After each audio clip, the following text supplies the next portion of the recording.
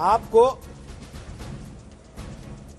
जो अलग अलग न्यूज चैनल्स ने एग्जिट पोल दिखाए हैं वो सारे भी एक साथ दिखा दें जरा, तो आपको पता लग जाए कि बाकी जगह क्या आंकड़ा बताया गया है, कौन बैलेंसिंग करने के चक्कर में रह गया, कौन बच बच के सीट देता रहा, और फिर गुप्ता जी जो कह रहे हैं वो उनसे कितना अलग है, आप तुलनात्मक अध्ययन भी कर पाएंगे। लेकिन यहाँ पर भी लगभग पहला एग्जिट पोल जो हम आपको दिखा रहे हैं जन की बात का, उसमें भी लगभग बनती हुई सरकार दिख रही है महागठबंधन की।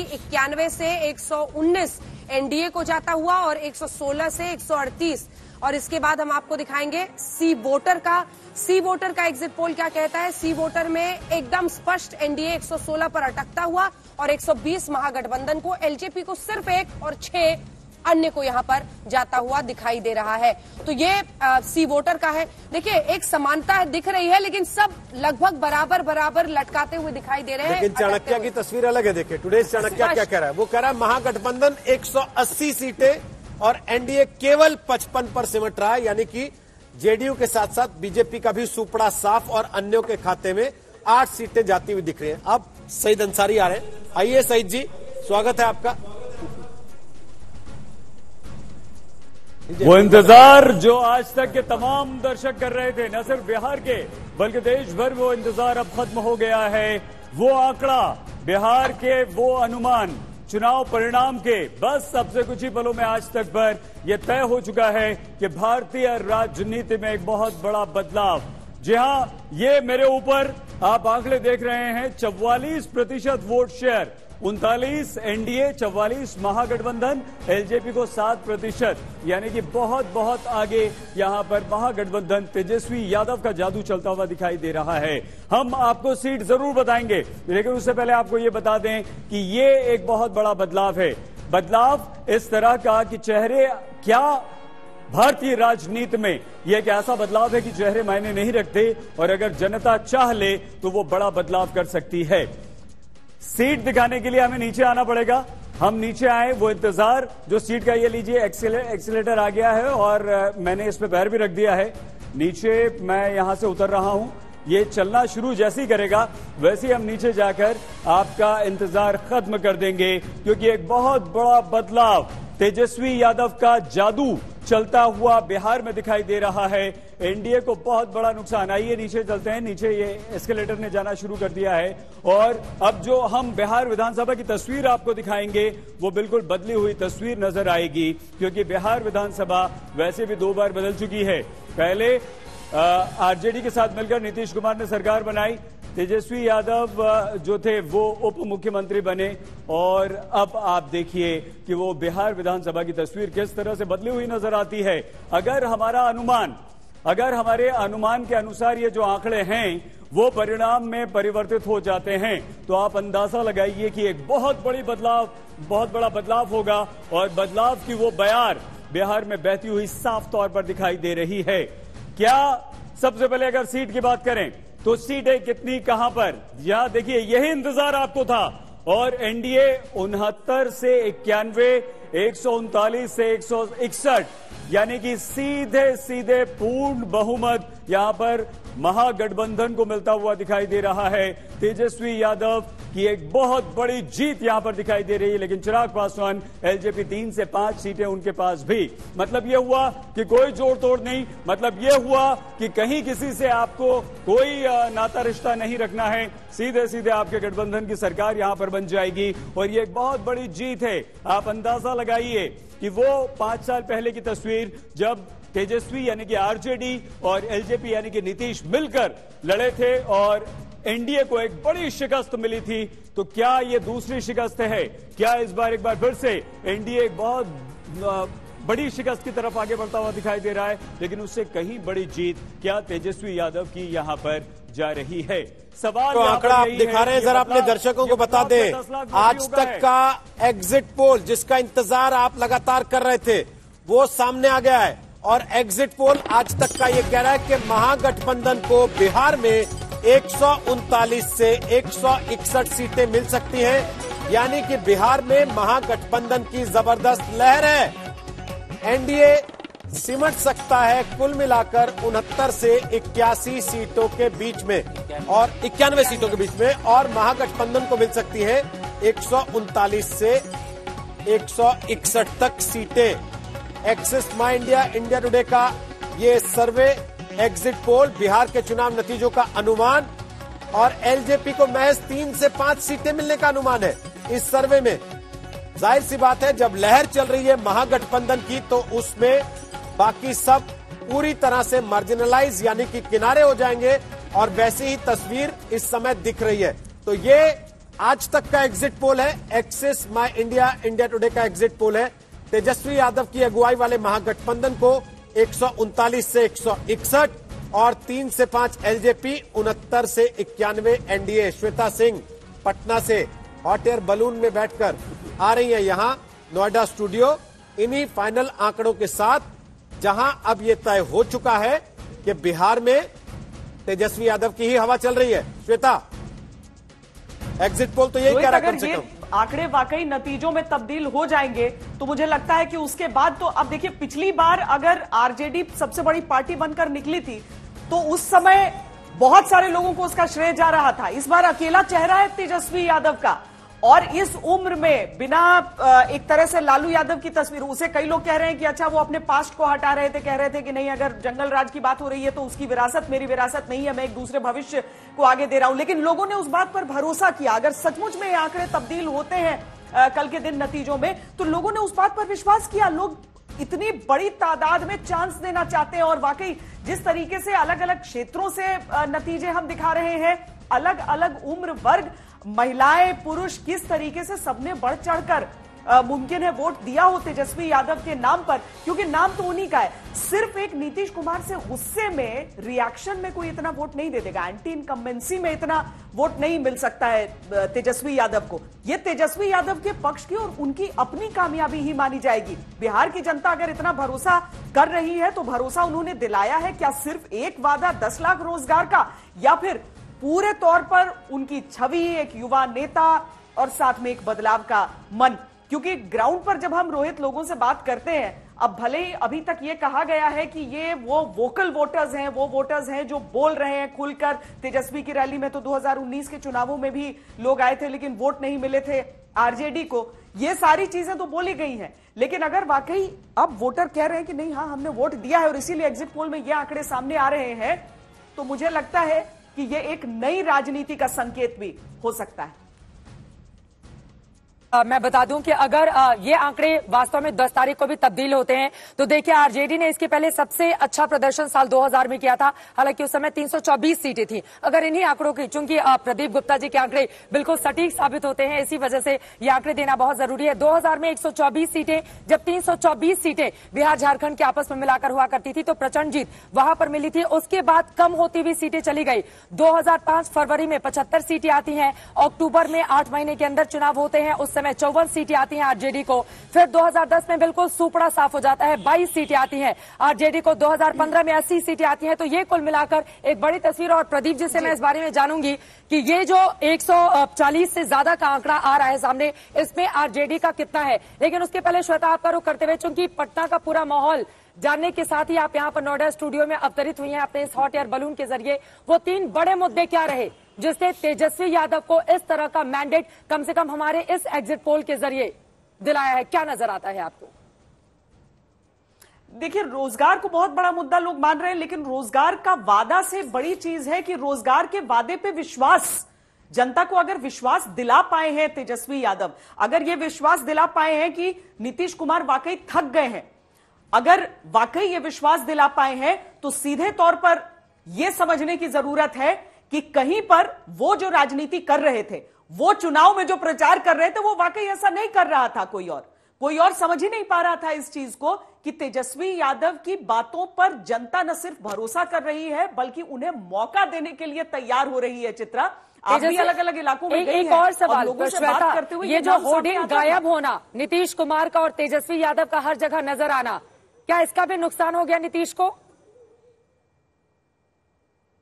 नीतीश कुमार को नुकसान मुझे लगता है कि होर्डिंग से काफी पहले हो चुका होगा। अगर वाकई यही आंकड़े हैं तो इस चुनाव प्रचार से तो काफी पहले से हो गया होगा। नीतीश कुमार कोरोना के काल में नहीं निकले, इसको लेकर लोगों ने बहुत कहा। हाँ, वो अपने दफ्तर में उन्होंने मीटिंग्स ली हैं, लेकिन मीटिंग्स जनता को नजर नहीं आती हैं। मतलब आप सिर्फ जो काम कर रहे हैं वो जनता के बीच पहुंचना चाहिए। अगर माइग्रेंट लेबर्स वाला इशू हुआ कि लोग चलकर आ रहे थे सड़क पर, बहुत सारे लोग बोलते थे उस समय जब लॉकडाउन में रिपोर्टिंग करते हुए, दिल्ली से निकलते हुए भी जो यूपी वाले मजदूर यहां से निकलते थे उनकी व्यवस्था दिखती थी, बिहार की नहीं दिखती थी, तो लोग बोलेंगे ही चित्रा।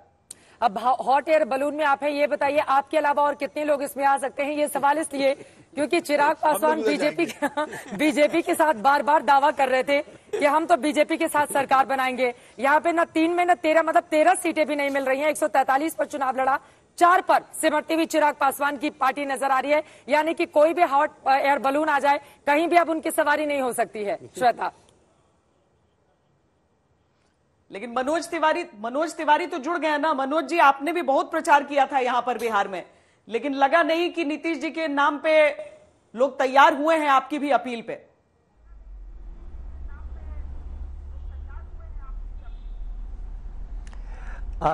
श्वेता,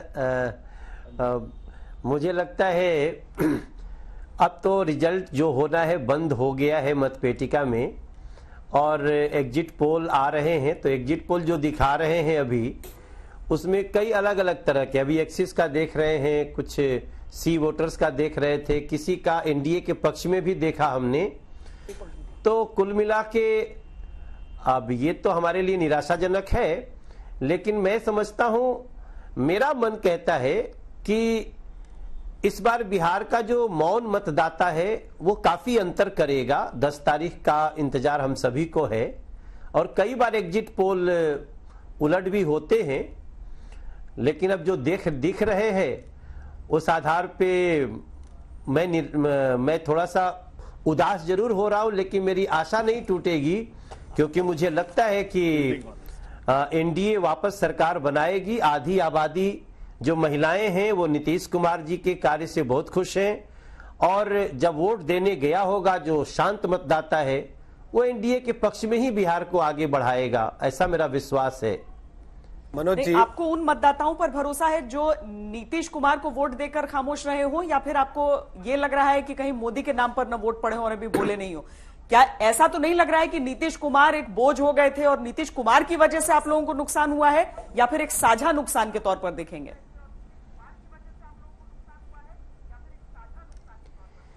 देखिए, जब भी हम महिलाओं से बात करते थे तो एकदम से नीतीश के काम से महिलाएं गांव-गांव की बहुत ही खुश हैं, और नरेंद्र मोदी और नीतीश कुमार जी दोनों का मिलना, जिसको डबल इंजन कहते हैं, वो बिहार के लिए एक सौभाग्य से कम नहीं समझते हैं। पुरुषों में देखिए, जो हमने तेजस्वी की भीड़ देखे थे, उसमें लोग बहुत शोर मचाते थे, और जो हम और रैलियां देखते थे उसमें लोग बड़ी तन्मयता से सुनते थे। नीतीश जी की रैली में डिस्टर्ब करने के लिए लालटेन का झंडा लेके जाना पड़ता था। तो मुझे ऐसा नहीं लगता है कि जो कहीं कहीं विरोध हुआ वो आम जन का विरोध था। इसलिए मेरा मानना है कि एनडीए के साथ ही बिहार जाएगा, और कई बार एग्जिट पोल तो ऊपर नीचे होते हैं। पिछले 2015 में हम लोगों को बीजेपी को ही दिखा रहा था एग्जिट पोल कि हमारी सरकार बन रही है, रिजल्ट आया तो हम लोग बहुत बुरी स्थिति में आ गए। लेकिन मनोज तिवारी जी, हम सब ने देखा, और भारतीय जनता पार्टी के तमाम बड़े नेताओं की ओर से भी आपके जो वीडियोस थे, जो आपके वीडियोस थे, उसको बहुत जमकर शेयर किया गया, क्योंकि शानदार भीड़ आपको भी सुनने देखने आती थी, और आप बहुत सारे गाने भी गुनगुनाते हुए मंच पर नजर आते थे। नीतीश कुमार ने यह कहा कि देखिए, समंदर नहीं है बिहार में, इस वजह से इंडस्ट्रीज हम नहीं लगा पाए। खैर, समंदर तो नहीं है बिहार में, ये सच्चाई है, लेकिन अगर यही एग्जिट पोल के आंकड़े तब्दील होते हैं 10 तारीख को नतीजों में, फिर ये तो सुनामी है। और आपको जो जनता सुनने देखने आती थी वो कहां गई? क्या वो वोट में कन्वर्ट नहीं हो पाई? मनोज जी,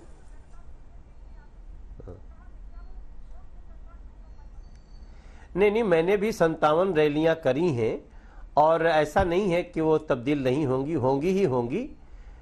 लेकिन मेरा मन कहता है कि शांत मतदाता बहुत बड़ी संख्या में है, क्योंकि राजद के लोगों ने कई जगह मारने का काम भी किया, जो कमल और तीर को वोट देकर के आ रहा था। तो लोगों ने थोड़ा सा, कहते हैं ना कि अब लंगा लोगों से क्या उलझना, चुपचाप वोट दो, घर जाओ। इस आधार पे मुझे लगता है कि एनडीए का एनडीए का ही पलड़ा भारी रहेगा। मनोज जी, अब ये तय आपको करना है कि आज आप सैड सॉन्ग सुनाएंगे कि हैप्पी सॉन्ग सुनाएंगे, क्योंकि रोहित भाई एग्जिट पोल कई सारे हैं, आपको जो पसंद हो उसके हिसाब से जो आपके मन का गाना सुना दीजिए। आज मैंने आपको बताया ना चुनाव प्रचार वाला सुना दीजिए। पिछली बार टुडे चाणक्य ने बीजेपी को 154 सीट दे दिया था। ठीक है, रिजल्ट उम्मीद आया पर कायम है दुनिया, तो उम्मीद पर ही गाना सुना दीजिए। तो इसलिए अभी जैसे एक्सिस का ही है, एक्सेस नहीं गाना अभी हम अब जहां गाना होता है वहीं गाते हैं आपके साथ। मनोज जी दुखी बाड़क ढेर अब दिखा था चेहरे से। मनोज जी पिछली बार 2015 में एक्सिस माई इंडिया ने नहीं हम दुखी नहीं है। 176 सीटें दी थी और 178 सीटें आई थी। बिहार की बात करें तो प्रदीप भाई मैं आपका सम्मान करता हूं, लेकिन आपने 2014 में बीजेपी को 29 से 33 सीटें दिया था हरियाणा में, लेकिन हम 47 सीट पे आए। कहां से आपने किया था? सवाल तो उठेगा ना। नहीं, बिल्कुल सही है। आपने आईएनएलडी को 33 से 38 सीटें दिया था, 19 सीट पे रह गई। आपको तो यदि हरियाणा का आपका गलत नहीं हो सकता आपको हरियाणा का 2014 और 2019 का याद नहीं है। दोनों का आंकड़ा सामने। मनोज जी आप जिसे चाहें, जिसे विश्वास करें, जिसे पसंद करें उसे कीजिए, उसमें कहीं कोई दिक्कत नहीं है। हम भी आपका पूरा सम्मान करते हैं, आपकी भावनाओं का, और उसमें कहीं कोई दिक्कत नहीं है। ये आपके ऊपर है, आप किस पे विश्वास करना चाहते हैं। कोई नहीं मनोज जी, बाकी के ढूंढ रहे हैं आपके। देखिए जितने एग्जिट पोल आपने किए बाकी ढूंढ रहे हैं मनोज जी। एक सेकंड, श्वेता जी वो हॉट एयर बैलून में झूल रहे, देखिए उनको पहले भेज दे, बाय बाय कर दे श्वेता जी को, वापस आ जाएंगे थोड़ी देर के बाद। श्वेता जी धन्यवाद है, फिलहाल थोड़ी देर में वापस आपको फिर आमंत्रित करेंगे अब यहाँ नोएडा में, और फिर आपसे बात करेंगे। तब तक मनोज जी ने एक्सिस माई इंडिया का पूरा भाई खाता उनके पास आया हुआ कि भाई इनके कितने एग्जिट पोल हुए, कितने गलत हुए, कितने सही हुए। मनोज जी हम कह रहे हैं छोड़िए सबका, आप अपना बताइए ना, आपका एग्जिट पोल क्या कह रहा है? रोहित भाई, हाँ मेरा एग्जिट पोल कहता है कि हम 130 के आसपास रहेंगे बिहार में। 130 ऐसा मेरा मन कहता है कि जो मैंने बिहार देखा है, हाँ। और उस कल्पना से ऐसा मेरा, बाकी तो अब तो क्या कहे के बाटे, अब तो वोटवा हो गिलवा रोहित बाबू, जवन हो 10 तारीख के हो जाई। लेकिन मेरा मन कहता है कि बिहार एनडीए के साथ ही जाएगा और बड़े उत्साह के साथ जाएगा। हरियाणा के नंबर कोट करत रहा, हरियाणवी से तू भोजपुरी में बात करत रहा, तहार का होई? इनकरेक्ट हो गया। नहीं अभी बिहार के बात होता हो। अंजना जी तू बैठल वाड़ू ना, तो कैसे भोजपुरी बोल सकती ना? बिहार की नहीं है। रोहित सरदाना जी बहुत अच्छा भोजपुरी समझते हैं, बोलते हो चाहे ना वो। नहीं समझता मैं सब हूँ, इसीलिए मैं समझ पा रहा हूँ कि मनोज जी पूरा देखिए छठ माँ का त्योहार आ रहा है। आज थोड़ा तनाव में है मनोज जी, मतलब ये तो आपने बता ही दिया कि उदास हो गए थोड़े से, इसीलिए हम तो चाह रहे थे उदासी दूर हो थोड़ी सी, लेकिन आप तैयार ही नहीं हो रहे, कह रहे कि नहीं यहाँ गाना नहीं गाऊंगा। नहीं। जिनने कभी गाना नहीं गाया वो गौरव भाटिया गा गए, आज तो रागिनी नायक गा गई। आज पोल देखेंगे। मनोज जी एक सवाल मैं आपसे पूछ लूं, नहीं सबको गाने का अधिकार है, हम तो हमेशा। मनोज जी आशुतोष बोल रहा हूं मैं। नमस्ते। एक सवाल मैं आपसे पूछना चाहता हूं। चलिए दिवाली के पहले फायरवर्क्स।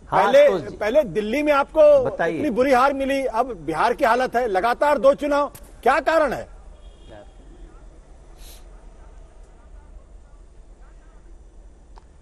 क्या बिहार में दिल्ली में बुरी हार मिली इसीलिए मैं सांसद हूं?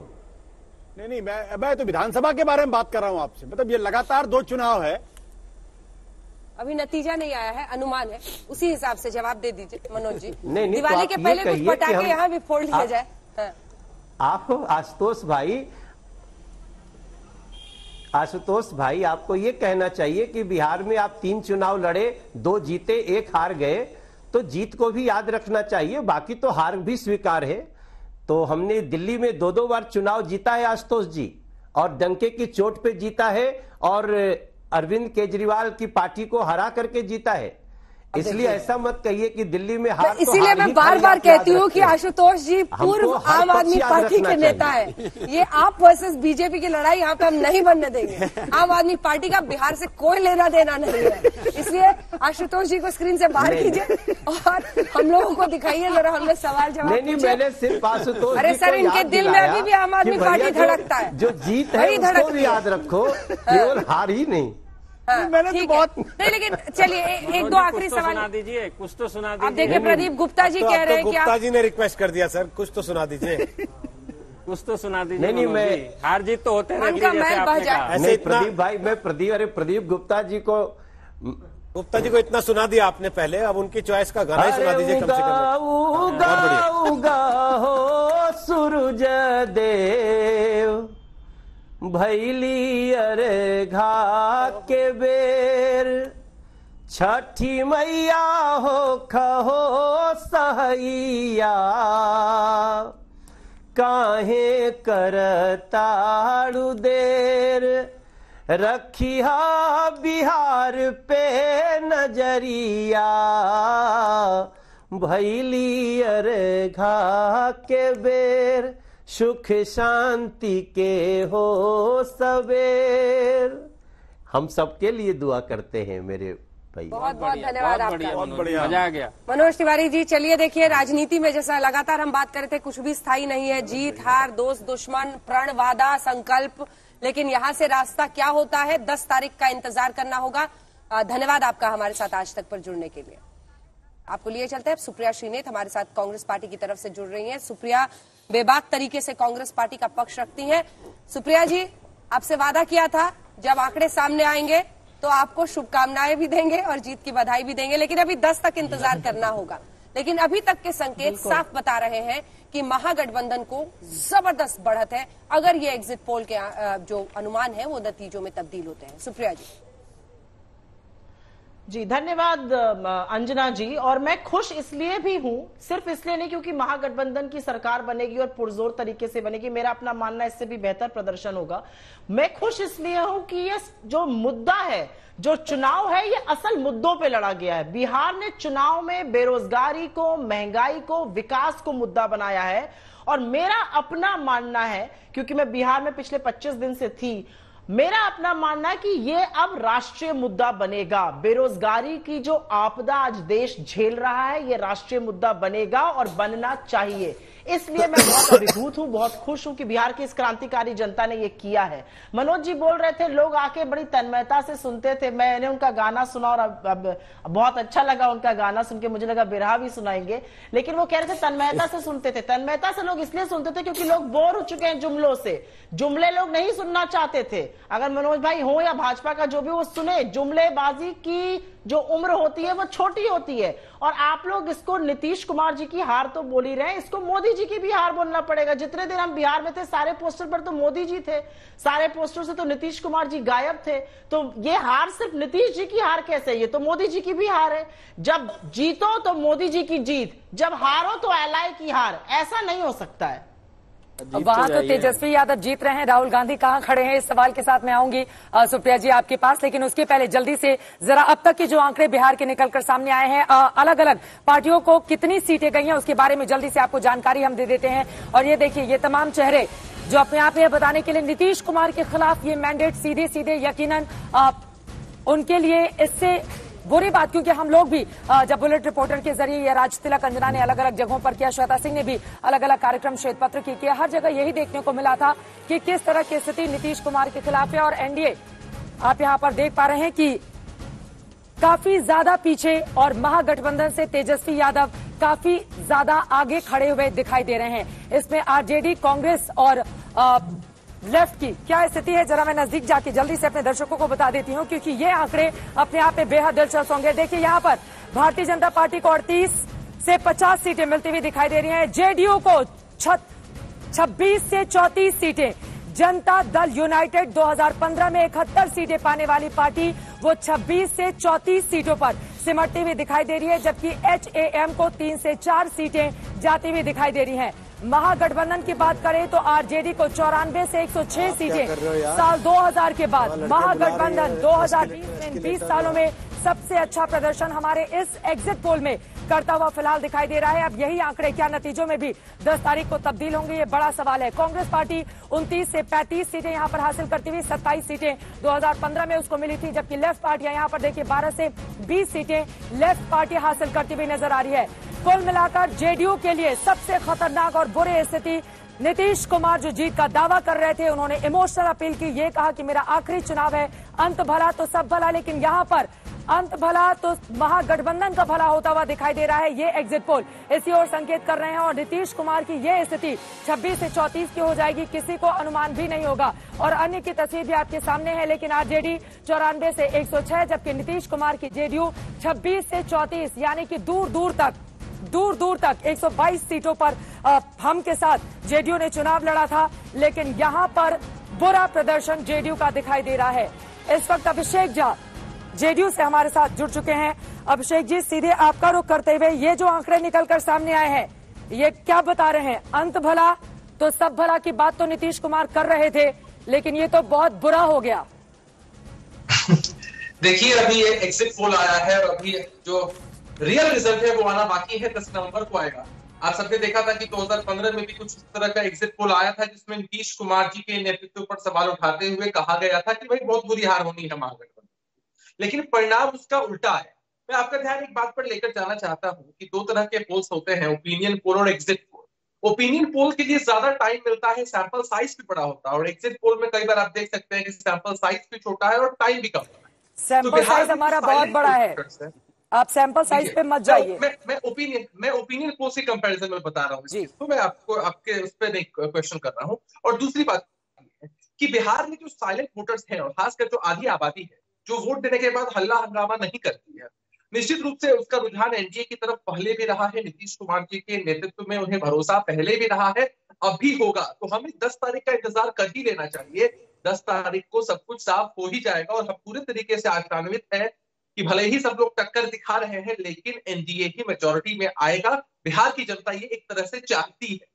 प्रभु चावला जी, ठीक है, प्रभु चावला जी, ये क्या बड़ी बड़ी बातें अब समझ में आ रही है। एक तरह से अगर ये तब्दील होता है नतीजों में, आप समझ रहे हैं, ये 69 से 91 में प्रदीप जी एनडीए का सिमट जाना, ये तो ब्लड बाथ की तरह है उनके लिए। मतलब इसमें तो अब देखना पड़ेगा कि बीजेपी की कितनी आ रही है और जेडीयू कितने पे जाकर, मतलब एक छोटी पार्टी की तरह प्रदर्शन कर रही है। जी, जो आपने सवाल उठाया था शुरू में, हाँ। कौन सा बिहारी सब पर भारी, हाँ। इसका जवाब लोगों ने दे दिया। आप इश्यू में पढ़ेंगी वो सब बदल, लोग क्या चुनेंगे। मैं जो कहना चाहूंगा, एक नौजवान बिहारी पड़ा बुजुर्गों पर भारी। इसका एक नौजवान बिहारी, प्रदीप जी, पड़ा बुजुर्गों पर भारी। बिल्कुल सही है, क्योंकि सब परिवर्तन चाहते हैं अन्ना जी, ये प्रकृति का नियम है परिवर्तन, और वो साफ नजर आ रहा है बिहार की जनता के। दो बातें जो आपने अपने टेकअवेज में बताई हैं, उस पर मैं आपसे पूछना चाहती हूँ। आप कह रहे थे किस तरह से उन्होंने बहुत क्लीन अपने पोस्टर्स रखे, 1-2 लाइन का कोट, कमाई पढ़ाई सिंचाई महंगाई ऐसे मुद्दों को उठाया। उन्होंने ग्रीन कलर से परहेज किया, यानी सबको समावेश किया। पहले आरजेडी जो है वो केवल एमवाई की पार्टी कहलाती थी, तो उस छवि से बाहर आना जरूरी था, क्योंकि एमवाई का वोट शेयर देखे बिहार के अंदर तो केवल 33% है। जब तक उसमें किसी 10% का इजाफा नहीं होता तो वो 40 क्रॉस नहीं करता, हाँ। तो वो बहुत जरूरी था। और ये कम्युनिकेशन की जहां तक बात करें, कि जब आपने देखा होगा एक पोस्टर के अंदर बहुत सारी तस्वीरें लगी हों, बहुत सारे मैसेज हो, बहुत सारा कम्युनिकेशन हो, तो फ्रिक्शन आप सेकंड में कुछ समझ में किसी को नहीं आता है। इन शॉर्ट कि आप कुछ भी कम्युनिकेट नहीं कर रहे होते हैं। तो उनने केवल एक लाइन ही नहीं, 2 शब्दों का अपना सारा का सारा कम्युनिकेशन रखा है। यही नहीं, ठीक है, ये आप बहुत सही कह रहे हैं। और हरा रंग से परहेज करना, लेकिन कई ऐसे इलाके थे जहां पर वो रंग स्ट्रेटेजिकली चले, वो हर तरीके से आगे बढ़े। ये भी जो उन्होंने एंटी एनडीए वोट को बंटने नहीं दिया, उन्होंने कांग्रेस सीपीआई माले के साथ गठबंधन किया, उन्होंने एनडी, जबकि देखिए आप अजय कुशवाहा का अलग गठबंधन वहां बना रहे थे असदुद्दीन ओवैसी और यूपी वाली मायावती के साथ, वहां पर दूसरी तरफ पप्पू यादव थे, एलजेपी अलग चुनावी मैदान में। लेकिन जितने लोग एक साथ आ सकते थे अति महत्वाकांक्षाओं से दूर रह के उन सबको एक साथ कर लिया उन्होंने कांग्रेस और सीपीआई-एमएल के साथ जो गठबंधन किया, जो उन्होंने नहीं किया था लोकसभा चुनाव के वक्त, ये एक स्ट्रेटेजिकली बहुत करेक्ट मूव था। और वही राजनेता सफल होता है जो अपने ईगो के साथ नहीं बढ़ता है, जो समझदारी के साथ बढ़ता है। हमारे साथ बड़ी चीज उसमें एक जस्ट जोड़ना चाहूंगा, जैसे मैंने बताया MY 33 होता है और जो दलित वोट है टोटल पासवान मिला के वो 15% है। तो जैसे ही उन्होंने माले को शामिल किया, उन्होंने ये मेक श्योर कर लिया कि उसका अच्छा खासा जो पोर्शन है दलित वोट का वो अपने फेवर में कर लिया। और उनको जो सीटें दी उसके एवज में यही जुट गया ना 33%। उसके एवज में उन्होंने VIP और हम को जाने दिया। वो जानते हैं इस चीज को कि सहानी के वोट और जो हम के वोट, माझी वोट है, बड़े लिमिटेड हैं। पिछले बार वो देख चुके थे मुकेश सहनी के उसको 1 लाख लोगों को आरक्षण के नाम पर एक जगह इकट्ठा करना और वोट पाकर एक कैंडिडेट को जिता देने में बहुत फर्क होता है। और VIP के मुकेश सहनी का फिर इंटरफेयर बार बार, क्योंकि मैं 40 साल से इलेक्शन देख रहा हूँ, काफी इलेक्शन कवर किए हैं, बार बार इस मैंडेट को जो 31 साल के लड़के ने अगर जीता, कन्वर्ट होता है सीट्स में, आप इसको जातियों के ऊपर क्यों जोड़ रहे हैं? नहीं, आप उसकी विक्ट्री का अंडरमाइन कर रहे हैं, मेरा ये मानना है। हो सकता है मैं गलत हूँ। जब आपने एक मैं बात पूरी कर रहा हूँ, जब आंकड़े आपके मैं सुन रहा हूँ, मैं आपके आंकड़ों की बात कर रहा हूँ, पढ़े लिखे लोगों ने उनको वोट दिया, औरतों ने उनको वोट दिया, नौजवानों ने उनको वोट दिया, शहरों ने उन्हें वोट दिया, तो ये जाति कहाँ से जुड़ गई मेरे समझ में? जहाँ वो जीते नहीं थे पहले, वहां भी जीत रहे हैं। तो हर विक्ट्री, जहाँ लोग चेंज चाहते हैं, लेट अस एक्सेप्ट कि लोगों ने जातिवाद तोड़ दिया, लोगों ने अपना धर्म छोड़ दिया, सब बैठ करके उनका विकास और बेरोजगार के लिए जो आदमी हमारे को विश्वास दिला सकता है, तेजस्वी में उनको आशा की किरण दिखाई दी, उस आशा की किरण में उन्होंने जाकर के वोट दिया। अगर इफ्सन बर्थ लगाएंगे कि ये जात की वजह से जीता, तो नीतीश कुमार जी क्यों हार गए? उनके साथ EBC भी थी, उनके साथ अनुभव भी था, उनकी इमेज थोड़ी ठीक है, एंटी इनकम्बेंसी है। वो 75 साल के हमारे नवीन पटनायक जीत गए, 75 साल की इनकम्बेंसी, जो बोलते हैं सबसे कम है और सबसे ज्यादा वोट मिलते हैं उनको। जातियों को खारिज कर दिया। बिल्कुल, इस बार मैंने पहले शुरू में कहा कि बंधुआ वोट बिहार में खत्म हो गया, उसका लिबरेशन हो गया, उसको स्वतंत्रता हो गई। नीतीश के छोड़ने के बाद उनको लगा कि और लीडर कोई नहीं है। बीजेपी ने अपनी बी टीम जो है नीतीश कुमार को केवल बाराती रखा, दूल्हा कभी नहीं बनाया, इसलिए वहां पर बीजेपी पे का कोई चेहरा नहीं था। और प्रधानमंत्री के नाम से लोकल वोट नहीं मिलते। पिछली बार भी 2015 में प्रधानमंत्री की भीड़ आई थी, परंतु उन्होंने नीतीश कुमार और लालू को चुना। मतलब और इसमें एक बात, आखिरी बात करने जा रहा हूं। अगर इस आंकड़े को लेकर के चलें, अगर इसका बीच का आंकड़ा भी ले लूं 150 का, आप पहले गिना रही थी कि इतनी बार सीटें मिली, इतनी सारी मिली, मेरे को कहीं डर लग रहा है कि ये आ गया क्या? मेरे को लगता है कि पहली बार होगा कि लालू प्रसाद जी ने भी पहले मेजोरिटी ली थी, अनडिवाइडेड पार्टी थी तब।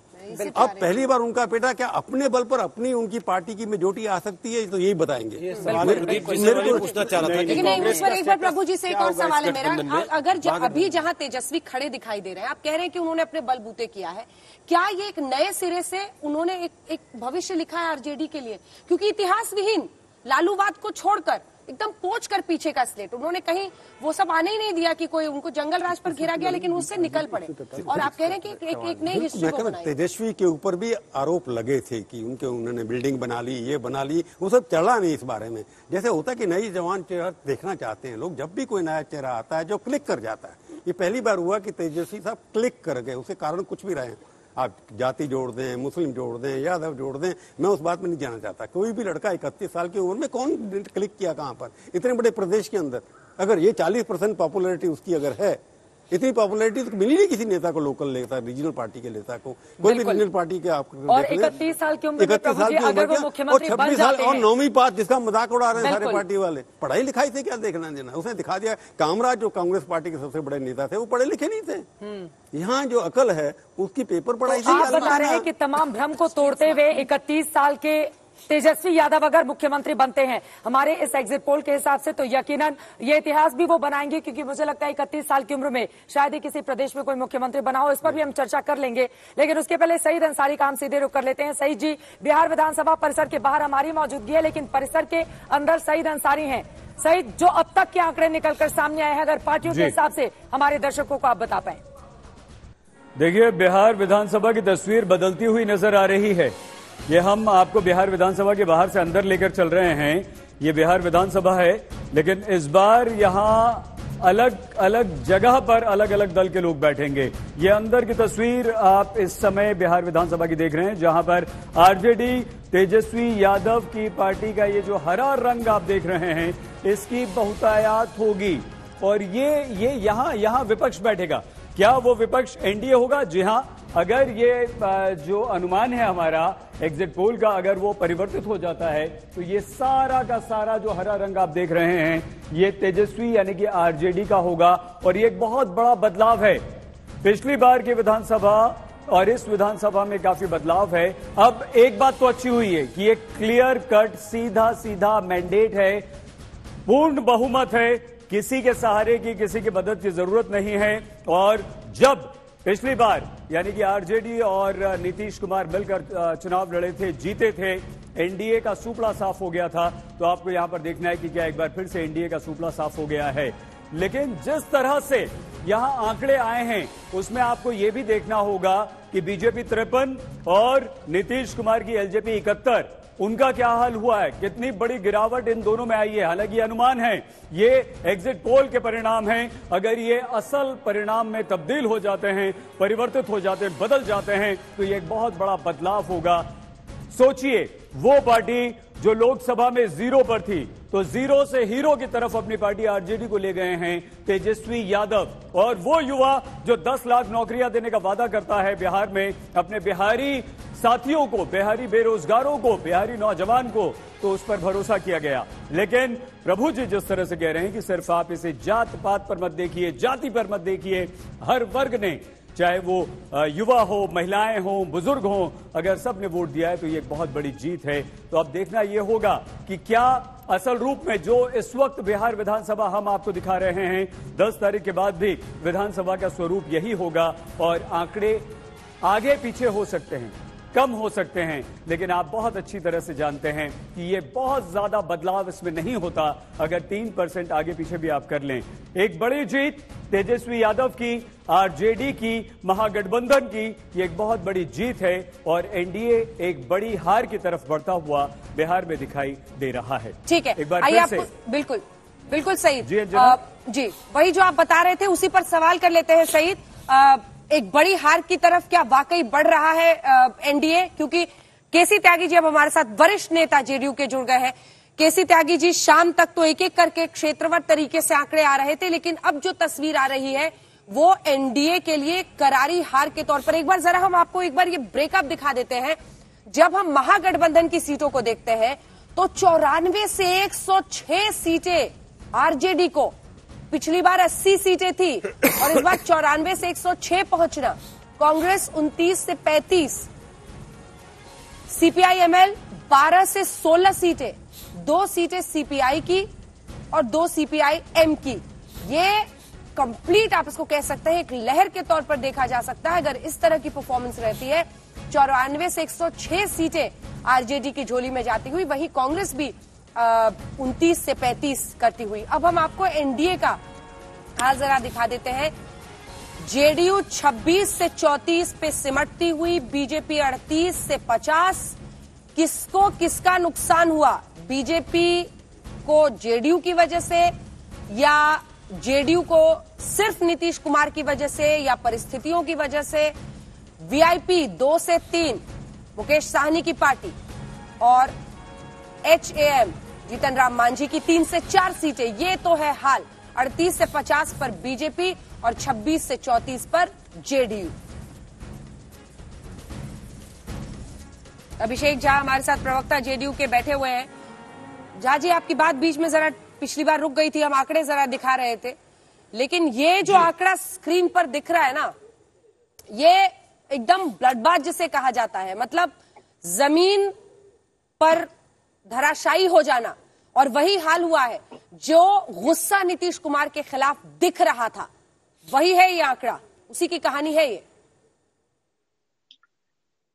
देखिए, जब हम किसी चुनाव में होते हैं, किसी कंपटीशन में होते हैं, तो या तो हार होती है या जीत होती है। दोनों ही परिस्थितियों को लोग स्वीकार करने के लिए तैयार हैं। और दूसरी बात कि मैं एक बार इंडिया टुडे पर ही बैठा हुआ था जब आप लोगों का ओपिनियन पोल आया था, और उस वक्त आप लोगों ने जब ओपिनियन पोल किया था कि बिहार में सबसे लोकप्रिय मुख्यमंत्री का चेहरा कौन है, हाँ। लोग कहते हैं कि नीतीश कुमार जी के खिलाफ इतना गुस्सा है, इतनी एंटी इनकम्बेंसी जैसी चीज है, लेकिन उस वक्त भी नीतीश कुमार जी सबसे पॉपुलर थे।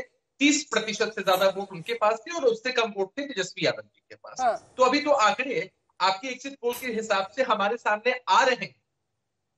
मुझे लगता है कि 10 तारीख को ये सब कुछ साफ हो जाएगा और हम पूरी तरीके से आशान्वित हैं कि सब कुछ अच्छा, बेहतर और एनडीए के पक्ष में होगा, बिहार की जनता के पक्ष में होगा। मैं इसलिए ये बात कह रहा हूँ। ठीक है, यहाँ पर भी तमाम मेहमान हमारे साथ हैं। प्रभु जी, आपके साथ शुरुआत करते हुए जल्दी जल्दी अगर एक कमेंट ले। वो अभी भी नीतीश कुमार के खिलाफ नाराजगी है, इसको स्वीकारने में थोड़ी उनको दिक्कत हो रही है। पार्टी के प्रवक्ता है, मुश्किल होगी, लेकिन जनता में ये हवा थी, ये गुस्सा था, वही ट्रांसलेट हुआ है। और वो पार्टी वाइज नंबर्स भी दिखाइएगा प्रभु जी को। हाँ, आरजी और बीजेडी अलग अलग दिखा रहे हैं आपके? नहीं, ये तो गठबंधन का है, लेकिन हम अभी आपको बीजेपी से 50, बीजेपी 38 से 50, जेडीयू 26 से 34, 26 से 34 सीटें। ये देखिए 26 से 34 किसकी? बिल्कुल, जेडीयू 38 से 50 बीजेपी पर जेडीयू ने चुनाव लड़ा, हम के साथ मिलकर हमको अपने खाते में से 7 सीटें दी और जेडीयू की 26 से 34 जो फिगर दिखाई दे रही है, बीजेपी का स्ट्राइक रेट भी बड़ा कम हुआ है। इसका मतलब नहीं, बीजेपी का तो हुआ, उसमें जेडीयू का बहुत कम। नहीं, जेडीयू का तो एक्सपेक्टेड था, मतलब उसके ऊपर मेरे को कोई लगता नहीं है कि जिस तरह की नीतीश कुमार की रैली में जो कुछ हुआ, जिस तरह से उन्होंने बोला,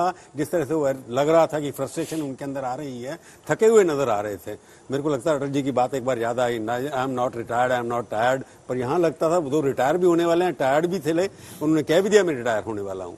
परंतु बीजेपी का स्ट्राइक रेट जो इतना बड़ा नंबर बढ़ा है, अब नजर आता है कि बीजेपी के भी उनकी सेंध लगाई है उन लोगों ने। बीजेपी की सीटों के ऊपर कितनी जीती उन्होंने जीती है, आपके आंकड़े होंगे कि इस तरह का रिजल्ट तभी आ सकता था जबकि बीजेपी जो बड़ा पार्टनर थी वहां पर, वो चुनाव लड़ रही थी। इसका मतलब बीजेपी के पास वहां पर संगठन था, परंतु वे कैंडिडेट या तो गलत सिलेक्शन हुआ।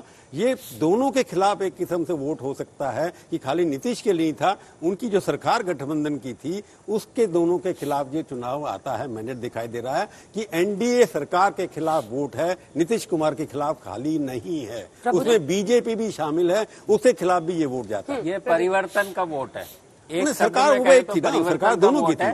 जहां तक बीजेपी और जेडीयू ने करीब करीब बराबर सीटों पे चुनाव लड़ा, लेकिन फर्क ये था कि एलजेपी जो है उसने केवल जेडीयू के अगेंस्ट चुनाव लड़ा, तो बहुत सारे वोट का उन्होंने विघटन किया जेडीयू के। बीजेपी का स्ट्रेट फॉरवर्ड, ये तो एक हो सकता है आपके पास आंकड़े हो, जब तक ये नहीं पता लग जाए कि एलजेपी के वजह से कितनी सीटें बीजेपी हारी, वोट डिफरेंस है कि नहीं, तब तक मैं इस कंक्लूजन पे मैं नहीं पहुंच सकता। हाँ, आपके पास फिगर है, शायद आप पहुंच सकते हैं। हमारे पास फिगर है, करीब करीब 30 से 40 सीटों के ऊपर जेडीयू को डेंट किया एलजेपी ने।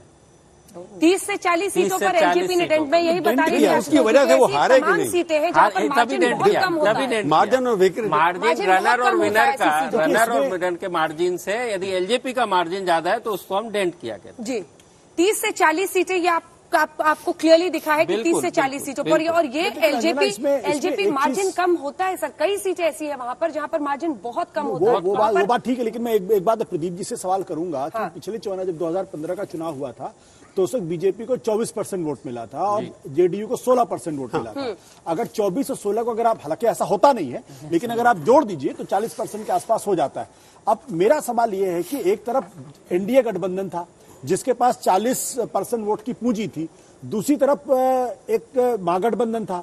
इस गठबंधन ने शुरू से अंत तक अपने आप को इंटैक्ट रखा, वहां किसी तरीके की अंदरूनी सबोटाज की खबर नहीं थी, अंदरूनी किसी से झगड़े की खबर नहीं थी। वहां पे यहां पे लगातार ही खबरें आ रही थी कि बीजेपी का कार्यकर्ता जो जनता दल यूनाइटेड के कार्यकर्ता के साथ नहीं जा रहा है, ये इनके साथ नहीं जा रहा है, जेडीयू के खिलाफ जबरदस्त वो है, एलजेपी पीछे से डैमेज कर रही है। तो इन सब चीजों का भी बहुत असर पड़ा। मैं प्रभु जी की इस राय से पूरी तरीके से सहमत हूं कि तेजस्वी ने जिस तरीके से सबको एकजुट रखा, मुद्दों पर से अलग हटकने की कोशिश नहीं की, अन्यथा इस चुनाव में भी धारा 370, ट्रिपल तलाक और जाले और जिन्ना सबको लाने की कोशिश की। और नीतीश ने जिस तरीके से पर्सनल अटैक धारा में दूसरी तरफ चलेगा, मैं एक तरफ आता हूं। मैं यही जो सवाल कह रहे हैं कि एलजेपी ने 30 से 40 सीटों पे जेडीयू को नुकसान किया। अगर जेडीयू को फिगर मान ले कि एलजेपी नहीं होता तो जेडीयू की सीट बीजेपी से ज्यादा होती, सीटें होती, दोनों करीब करीब बराबर होते। जो आप दिखा रहे हैं मैं उसके ऊपर चल रहा हूं, उसी की बात करो। 50 हाईएस्ट दिखा रहे हैं हम बीजेपी का और लोएस्ट 26 दिखा रहे हैं जनता दल यूनाइटेड का। तो हाईएस्ट से आज कंपेयर करो ना। हाँ, सेंटर पॉइंट से भी कंपेयर कर ले, मिड पॉइंट से कंपेयर, बिल्कुल ज्यादा सीटें होती मिलती होती। पिछली बार जो है बीजेपी का स्ट्राइक रेट बहुत ज्यादा रहा है, इसका मतलब बीजेपी भी वहां पर जेडीयू को आगे बढ़ाने में सफल नहीं हुई। नहीं, इसका मतलब तो ये हुआ कि BJP is verse loser.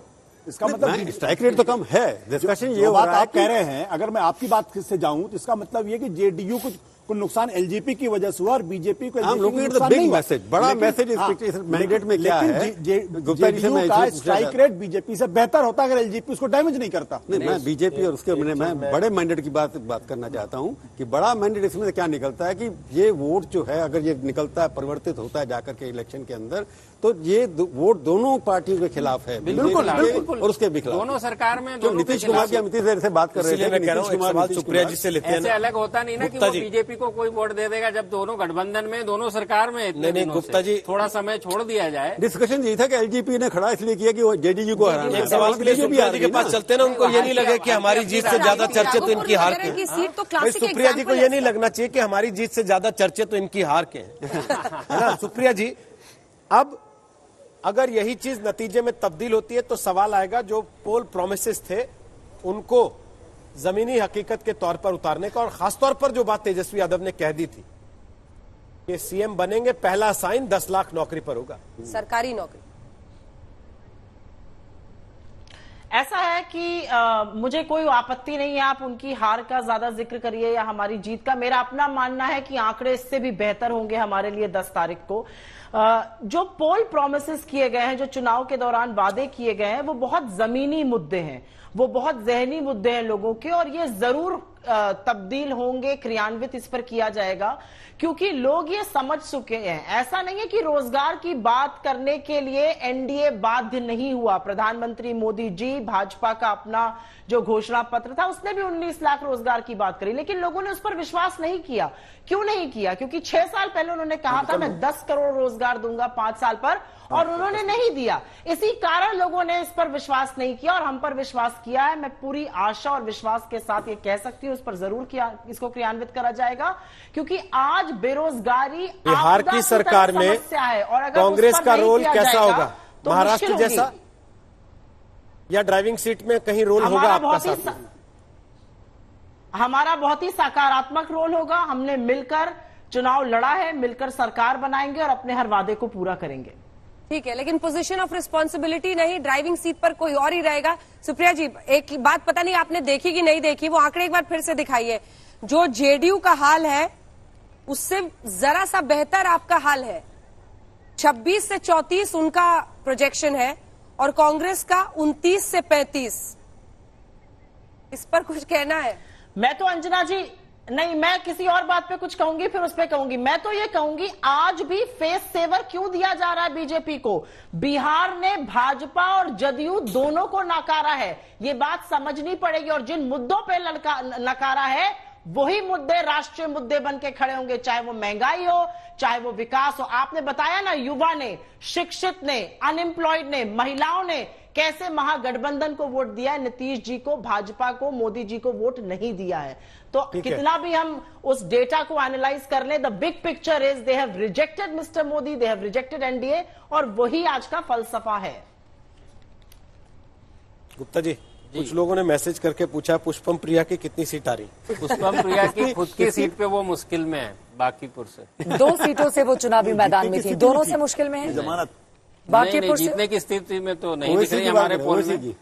Owaisi नहीं, पुष्पम प्रिया एक अलग, उन्होंने वो ओवैसी के लिए पूछ रहे। अच्छा, ओवैसी का जो गठबंधन है वो करीब हमारे पोल में 3 से 5 सीटें जीतता हुआ 3 से 5 सीटें इन्होंने प्रोजेक्ट की। 3 से 5 सीट। और उनको भी वोट कटवा माना जा रहा था ना कि वो बीजेपी के लिए खड़े हुए हैं। उसमें हाँ, जो महागठबंधन के वोट कटुआ, क्योंकि बीएसपी, ओवैसी, देवेंद्र यादव और कुशवाहा, वो कॉम्बिनेशन उन्होंने बनाया था कि वोट काटने के लिए। लेकिन कहा जा रहा है कि बहुत बड़ा डैमेज कर लेंगे, लेकिन महागठबंधन को ज्यादा डैमेज करती हुई ये पार्टियां नजर नहीं आ रही हैं। परिवर्तन देखते हैं तो जनता इतनी होशियार है, वो जानती है कि उनको अपना मैंडेट कहाँ देना है, कौन जीतने की स्थिति में, अपना वोट खराब कोई नहीं करना। वो हटाने के मूड में थे कि हटाना है, हटाना है। और कई जगहों पर उसी को लहर कहते भी, उसी को लहर कहते हैं परिवर्तन। और ये आशुतोष जी, कई जगहों पर हम लोग भी जब जाते थे, लोगों से बातचीत करते थे, तो यही एग्जैक्टली कहा जाता था कि अब ये रहे ना 15 साल, अब इनको मौका देते हैं, एक बार देखते हैं, कुछ तो बदलेगा, हम लोग का हाल कुछ तो बेटर होगा। ये एक सोच थी, वो रिफ्लेक्ट हो रही।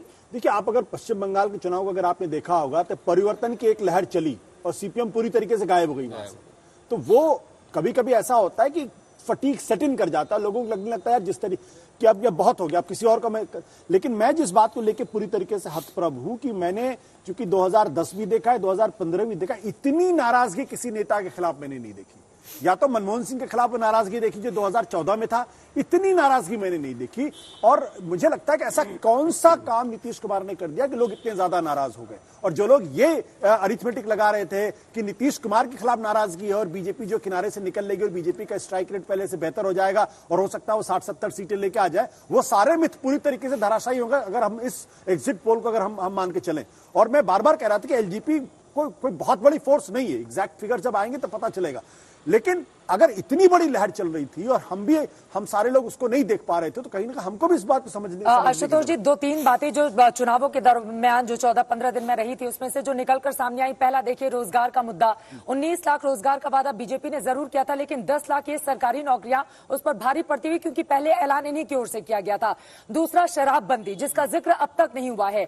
जहां जहां मैं गई, जो निचला तबका था, जो गरीब परिवार थे, उनकी ओर से शराबबंदी को एक बहुत बड़े मुद्दे के तौर पर सामने रखा गया। यहां तक कि जीतन राम मांझी ने भी कहा कि हम जब सरकार में आएंगे तो मैं नीतीश से गुजारिश करूंगा कि इस कानून को रद्द किया जाए, क्योंकि उसमें क्या होता था, नौकरशाही हावी होती थी, गरीब लोगों को पकड़ के जेल में डाला जाता था, फिर उनको छुड़ाने के लिए अपने जेवर सामान, घर के तमाम चीजें बेचनी पड़ती थी। इस वजह से भी एक बड़ी नाराजगी। मेरी बात से प्रदीप जी, मैं चाहूंगी शराबबंदी कितना बड़ा मुद्दा बना है। शराबबंदी देखिए मुद्दा है, उसी के चलते मैं कहना चाह रहा हूँ कि आप महिला पुरुष तो 50-50% है, हाँ। लेकिन एनडीए और गठबंधन के महिला के वोट में अंतर देखेंगे तो केवल 1% है, ये उसका असर है। एक बात, दूसरा अनाज मिला है 5 किलो, वो झुटला नहीं सकते आप। मोदी गवर्नमेंट का पीएम उसके तहत उसकी लोग तारीफ भी करते हैं, उसकी तारीफ भी करते हैं। तो ये महिलाओं की बात होगी। अब यूथ की जो बात कर रहे हैं आप इसको समझिए, 18 से 40 साल की उम्र के करीब 50% मतदाता है। तो 18 से 35 साल की उम्र में जो है अपने हमारे पोल के अंदर महागठबंधन बहुत आगे है, लेकिन 36 से लेके ऊपर तक के मतदाताओं में सभी जगह पे थोड़ा थोड़ा एनडीए आगे। तो ऐसा नहीं है कि सब वर्गों ने वोट दिया है। एक बात तभी तो कह रहा हूँ ना, नौजवान बिहारी पड़ा, बुजुर्गों में भारी। लेकिन सैयद फैसल अली जुड़े क्या हमारे साथ आरजेडी की तरफ से? एक महिलाओं का विषय हो गया, एक उसका। चलिए ठीक है, माइग्रेंट लेबर जानकारी आई कि वो जुड़े हुए हैं, अगर मिलते हैं तो, क्योंकि आरजेडी के लिए जी सबसे बड़ा जो इस पूरे मामले में अगर आप देखें तो आरजेडी की जो परफॉर्मेंस रही है, मतलब इसको डिस्टिंक्शन कहा जाएगा, जिस तरह से तेजस्वी यादव की परफॉर्मेंस रही है उस पर बातचीत हो रही है। गुस्सा हो सकता है नीतीश कुमार के खिलाफ, लेकिन इस हद तक को हो कि वोटर एकजुट होकर एक पार्टी, एक नेता की तरफ आगे बढ़े, ये अपने आप में बता रहा है। कई गठबंधन अलग अलग बने। अजय कुशवाहा ने एक असदुद्दीन ओवैसी मायावती के साथ गठबंधन बनाया, उधर चिराग पासवान लगातार लगे हुए थे, लेकिन इन तमाम अलग अलग चेहरों के बावजूद 6 मुख्यमंत्री के उम्मीदवार, एक तरह से कह लीजिए दावेदार कह लीजिए, 6 दावेदार थे। और इन सब के बीच अगर एक नेता, एक चेहरा, एक पार्टी, एक गठबंधन के पीछे लोग इस तरह से एकजुट होकर खड़े होते हैं, तो ये अपने आप में एक बहुत बड़ा संकेत देता है कि उसको लोग नेता के रूप में चुन रहे हैं, उस पर भरोसा कर रहे हैं। एक सवाल मैं प्रदीप जी से जानना चाह रहा था, क्योंकि प्रदीप जी ने भी राशन का जिक्र किया और ये बात कई लोगों ने भी मुझसे कही कि जो कोरोना के जमाने में जो राशन दिया गया उसका वहां असर दिखाई पड़ा। अगर वो असर था तो बीजेपी का स्ट्राइक रेट जेडीयू से बहुत बेहतर होना चाहिए था, तो वो रिफ्लेक्ट क्यों नहीं हो रहा? बाकी लोग इमिग्रेशन जो हुआ, किसी भी हार और जीत की, देखिए किसी भी हार और जीत की 1 या 2 या 3 वजह नहीं होती, कई वजह होती है। आपको सबसे सुंदर एग्जाम्पल मैं बताता हूँ, आप तुरंत समझ जाएंगे। छत्तीसगढ़ सरकार 3 बार की एंटी इनकम्बेंसी, रमन सिंह जी एक भले आदमी के रूप में जाने जाते हैं, वहाँ ऐसी खिलाफत तो कतई नहीं थी। चावल बाबा, लेकिन चावल बाबा, चावल जो वो 1 रुपए का देते थे, आपने सुना सब चीजें। वहां पर आपको पता है कितनी सीटें आई? 15 सीटें आई 90 में से बीजेपी को। उसका क्या मतलब कहा जाएगा? और 68 सीटें आई कांग्रेस की। और वहां पर भी बघेल साहब अननोन चेहरा थे, यानी वही बैगेज नहीं तो यहीं पर फिर एमपी का उदाहरण आपके सामने रख दिया जाएगा कि एमपी में देखिए कांटे की टक्कर 107 ये पाते 114 कांग्रेस पाती है। बघेल साहब की लीडरशिप में चुनाव नहीं लड़ा था, कांग्रेस जीती थी। परिवर्तन मैं तो नहीं, दूसरी बात, लेकिन वो बड़ा परिवर्तन फिर एमपी में तो नहीं दिखा था ना। यही एग्जाम्पल तो यहाँ पर शिवराज सिंह चौहान उसको होल्ड कर रहे थे। वहाँ पे कांग्रेस ने जो अपने घोषणा पत्र में उसी समय नवम्बर में इलेक्शन होते हैं छत्तीसगढ़ के अंदर, उसी समय पैडी बनके तैयार होती है, और छत्तीसगढ़ मतलब पैडी यानी कि धान चावल। लेकिन प्रदीप जी एक और सवाल, ये जो प्रधानमंत्री ने नवंबर दिसंबर तक के लिए जो अनाज देने की बात कही थी, इसको लेकर लोगों में एक अच्छी राय, मैं कई जगहों पर गई, लोगों ने कहा कि हाँ हमें मिल रहा है, कई परिवार को 50-50 किलो चावल महीने में मिल रहा था। वही कह रहा हूँ श्वेता जी कि उस समय भी जो प्रॉमिस था, मैं वहीं आ रहा हूँ, छत्तीसगढ़ का एग्जांपल इसलिए कर रहा हूँ कि तीन टर्म की 15 साल की एंटी इनकम्बेंसी, उन्होंने जो छत्तीसगढ़ में सब कुछ चावल है, ये मान लीजिए जैसे यहाँ सब कुछ एम्प्लॉयमेंट है बिहार के अंदर है, वैसे सब कुछ चावल है छत्तीसगढ़ के अंदर। उन्होंने 1800 की जो करंट एमएसपी थी धान की बिक्री यानी कि खरीद सरकार द्वारा जो थी, उसको 2500 का प्रॉमिस किया। किसने? कांग्रेस ने, और उसी समय पे किया, और परिवर्तन इतना जबरदस्त आप देख लीजिए, क्योंकि जनता को एस्पिरेशन होता है, कुछ तो बदलाव देखा जाए। लेकिन एक चीज और बताइए, नीतीश कुमार की जगह क्या बीजेपी का अगर कोई चेहरा रहता तो क्या वहां पर फायदा मिल जाता? देखिए अगर मगर तो नहीं होता, लेकिन परिवर्तन लोगों को चाहिए था, थोड़ा बहुत हो जाता, सीटें इधर उधर, बट ऐसा नहीं कि परिवर्तन रुक जाता। अच्छा, ये निश्चित है, इतनी ज्यादा नाराजगी देखी, परिवर्तन निश्चित है, और विकल्प सामने है ना, आप विकल्प को भूल रहे हैं। जब तक सही विकल्प ना हो, जैसे कि उड़ीसा की बात करते हैं, 5 बार जीते हैं नवीन पटनायक, क्योंकि विकल्प ही नजर नहीं आता वहाँ। बिल्कुल, जैसे ही आप विकल्प को देते हैं वैसे ही आपकी चेंज परिवर्तन होना बट लेकिन प्रदीप जी, ये विकल्प तो 1 महीने पहले दिखाई नहीं पड़ रहा था बिहार के अंदर। नहीं, बिल्कुल दिख रहा था, आपको नहीं दिख रहा था तो मैं क्या करूं। आप ये देखिए ना कि जब नीतीश के खिलाफ गुस्सा तो हर कोई बता रहा था ना आपको। आप शिवराज सिंह चौहान जी के खिलाफ, कमलनाथ क्या विकल्प है? कभी वो रहे नहीं मध्य प्रदेश राज्य सरकार की राजनीति में, वो क्या विकल्प है? कुछ भी नहीं। तेजस्वी कैसे विकल्प हो सकते? भाई तेजस्वी के बारे में तो तमाम तरीके की बातें कही जा रही थी ना, उनकी कोई लीडरशिप किसी तरीके की थी ना, कोई चुनाव उन्होंने जीता था ना, संगठन के स्तर पर काम किया था। आप जनता चुनाव में जनप्रतिनिधि, आशुतोष जी अपने बारे में बता रहे थे, यही कह रहे थे वो विश्वास तेजस्वी के बारे में, जो विश्वास दिला पाने में सफल हो जाए वो सफल राजनीतिक है उस चुनाव के अंदर।